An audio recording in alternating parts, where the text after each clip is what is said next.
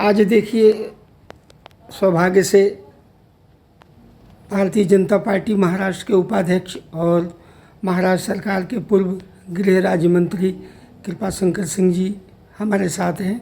यह सिलसिला इस दिन पर विगत कई वर्षों से चला आ रहा है। वो परिप्रेक्ष्य है परम पूज्य डॉक्टर बाबा साहब अम्बेडकर की जयंती, और जयंती की पूर्व संध्या पर आपके बांद्रापाली हिल आवास पर मैं हूँ।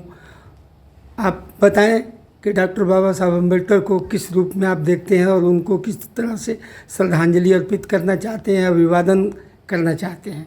आपका हमारे चैनल में हार्दिक स्वागत है। इस हिंदुस्तान की धरती पर, भारतवर्ष की धरती पर बहुत सारे महापुरुष, बहुत सारे देवी देवता, बहुत सारे लोग अवतरित हुए हैं। अगर हम सनातन की परिप्रेक्ष्य में बात करें तो चाहे भगवान राम के रूप में, चाहे भगवान कृष्ण के रूप में, चाहे भगवान नारायण के रूप में, ऐसे जो अवतरित पुरुष हुए थे, इसी में एक राष्ट्र पुरुष जो व्यक्ति नहीं व्यक्तित्व था, इस देश में परम पूज्य डॉक्टर बाबा साहब अम्बेडकर का जन्म हुआ। और देश आज़ाद होने के बाद 15 अगस्त 1947 के बाद देश कैसे चलेगा, और उसके लिए भारत के प्रथम राष्ट्रपति डॉक्टर राजेंद्र प्रसाद जी और भारत के प्रथम प्रधानमंत्री आदरणीय जवाहरलाल नेहरू जी ने इस संविधान को, देश चलने की प्रक्रिया को कैसे ले जाया जाए, एक ऐसे व्यक्तित्व के हाथ में सौंपा जिसका नाम था डॉक्टर परम पूज्य बाबा साहब अम्बेडकर, जिनको भारत रत्न की उपाधि है। क्या क्या उपाधि दी जाए, उपाधि कम पड़ेगी, लेकिन उनका नाम ही बहुत काफ़ी देश के लिए है। और 26 जनवरी 1950 को यह संविधान डॉक्टर राजेंद्र प्रसाद प्रथम राष्ट्रपति के हाथ सौंपा गया, और देश आज उसी मार्ग चल रहा है।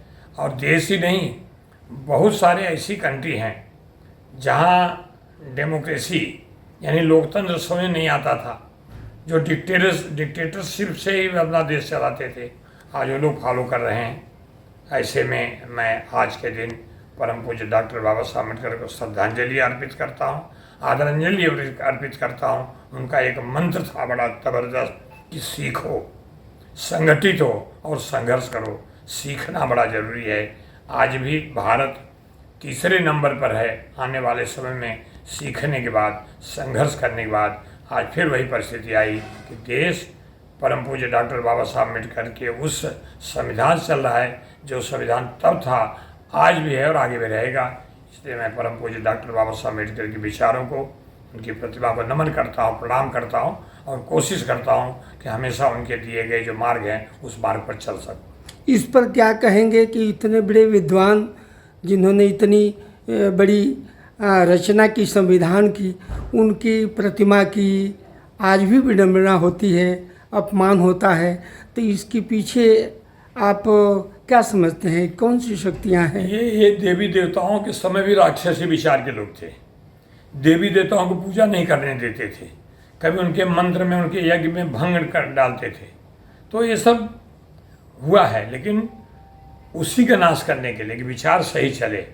और मुझे लगता है कि कुछ ऐसे असामाजिक तत्व होंगे जो पूरी तरह से उनकी जो ये सोच है वो ख़त्म हो गई होगी।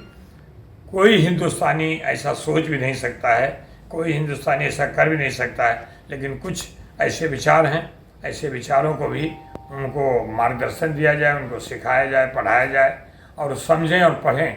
मुझे लगता है जिस दिन इस देश की परंपरा को लोग पढ़ लेंगे, जान लेंगे, वो कभी ऐसा नहीं करेंगे। धन्यवाद, बहुत बहुत धन्यवाद। नमस्कार। CEN न्यूज, देश प्रदेश की ताजा तरीन खबरों के लिए CEN न्यूज को सब्सक्राइब करें और रहें पल पल की खबर से हर पल बाखबर।